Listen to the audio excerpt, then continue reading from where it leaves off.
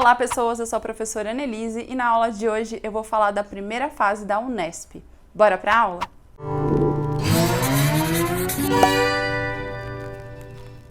Antes de começar o vídeo, seja bem-vindo, seja bem-vinda, já se inscreve aqui no canal, ativa o sininho para receber todas as notificações. Se você está estudando para o vestibular, fazendo aquela revisão para a segunda fase, tem vídeo de História Geral, História do Brasil, América Latina, tem muito vídeo legal para você fazer aquela revisão para a segunda fase. Sobre a prova da Unesp, a primeira fase ocorreu agora no dia 30 e 31 de janeiro e a gente teve aí algumas mudanças, algumas alterações por conta da pandemia, mas a prova em si, o conteúdo em si, a gente já pode perceber que não teve assim tanta alteração, né? A prova da Unesp, ela costuma ser bem tradicional, não no sentido de ser uma prova factual, decoreba, por exemplo, na prova de ciências humanas, na prova de história, mas de ter temas ali clássicos que a gente estuda no ensino médio, e isso não costuma se alterar demais ao longo dos anos. Hoje eu escolhi duas questões dessa primeira fase, eu peguei cada uma de uma prova de um dia, porque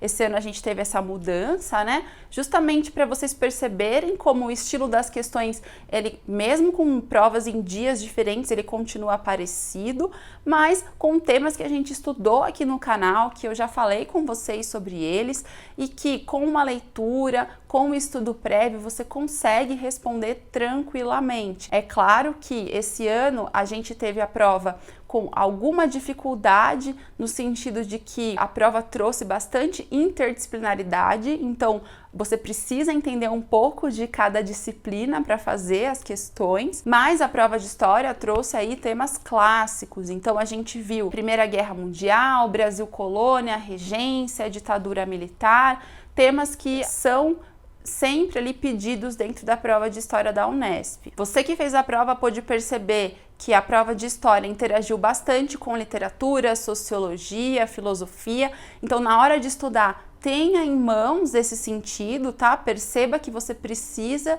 estudar já com um olhar interdisciplinar, porque isso vai te ajudar bastante, inclusive agora para a segunda fase. Como eu disse, então, eu escolhi duas questões para a gente resolver aqui na aula.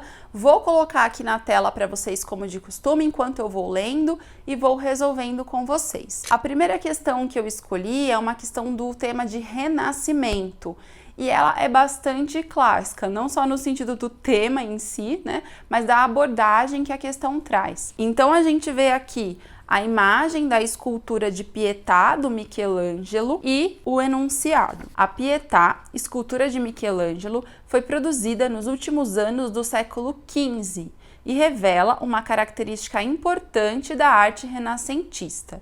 Eu vou ler as alternativas com vocês, tá? E depois eu vou eliminando cada uma. Letra A. O delineamento preciso das formas do corpo humano realizado a partir de estudos da anatomia pelo artista. Letra B.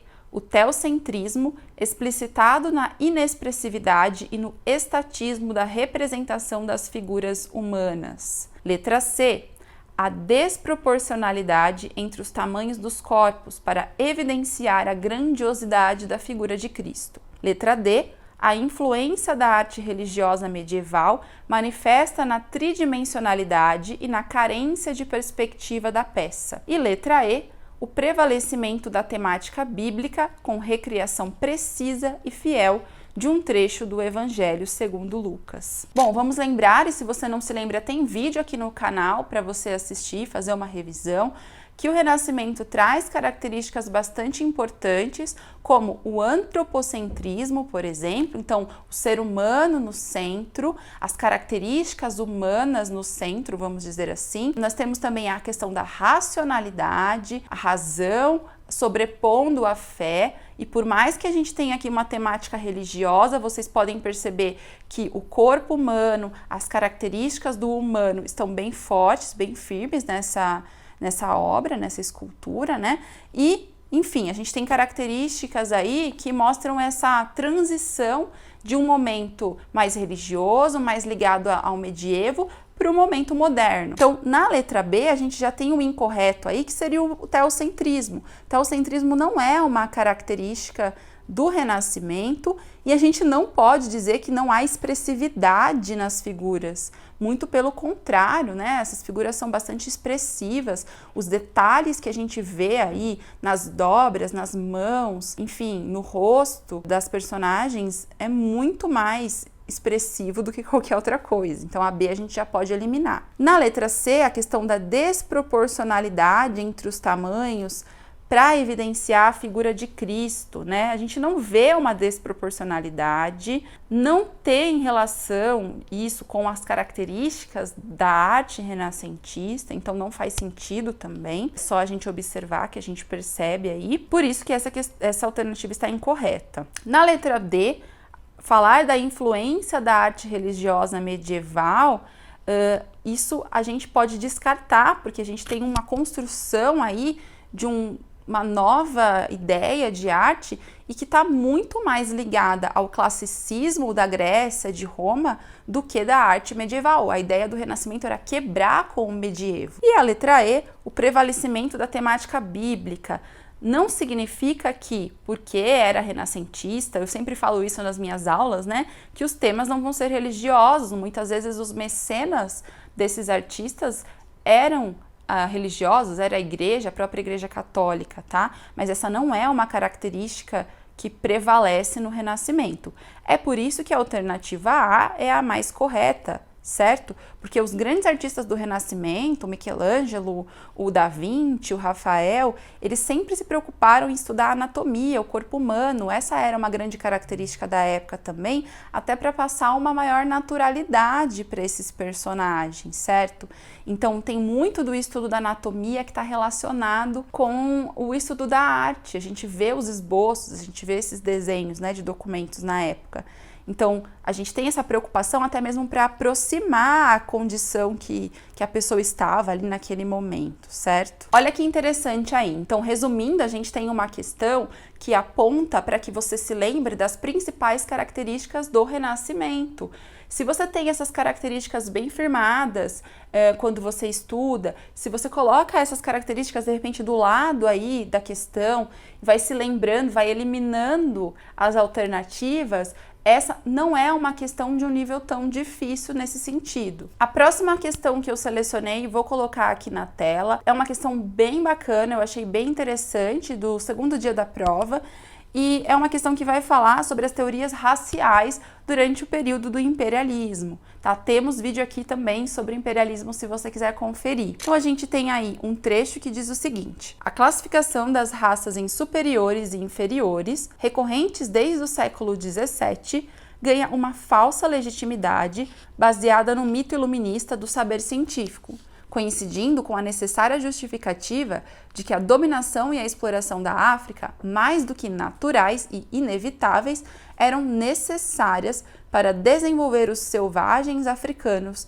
de acordo com as normas e os valores da civilização ocidental. A pergunta diz o seguinte: as teorias raciais utilizadas durante o processo de colonização da África no século XIX eram, letra A, desdobramentos do pensamento ilustrado que valorizava a liberdade e a igualdade social e de natureza. Letra B, manifestações ideológicas que buscavam justificar a exploração e o domínio europeus sobre o continente africano. Letra C, baseadas no pensamento lamarquista que explicava a transmissão genética de características fisiológicas e intelectuais adquiridas. Letra D, validadas pela defesa darwinista do direito dos superiores se imporem aos demais seres vivos. E letra E, sustentadas pelo pensamento antropológico que tratava as diferenças culturais dos diversos povos como positivas e necessárias. Para começar, a gente precisa entender que essa ideia de classificar pessoas como inferiores e superiores, que o fardo do homem branco era ir até a África, a Ásia, para civilizar aquelas pessoas que eram ditas inferiores, é uma ideologia do imperialismo. Essa ideologia é criada para justificar a dominação nesses continentes. Lembra que, além da questão econômica de explorar matéria-prima, mercado consumidor nesses continentes, a gente precisa também de uma justificativa ideológica que inferiorize essas pessoas, que levem essas pessoas a pensarem, e os europeus também, os estadunidenses, enfim, a justificar esse domínio, tá? Então vamos imaginar que a ideia era pensar essa inferioridade, ela existe, então nós temos aqui o dever de levar a civilização para essas pessoas, certo? E quando a autora fala que essa classificação é uma falsa legitimidade baseada no iluminismo, é no sentido que se usava uma justificativa pseudocientífica para poder fazer esse domínio.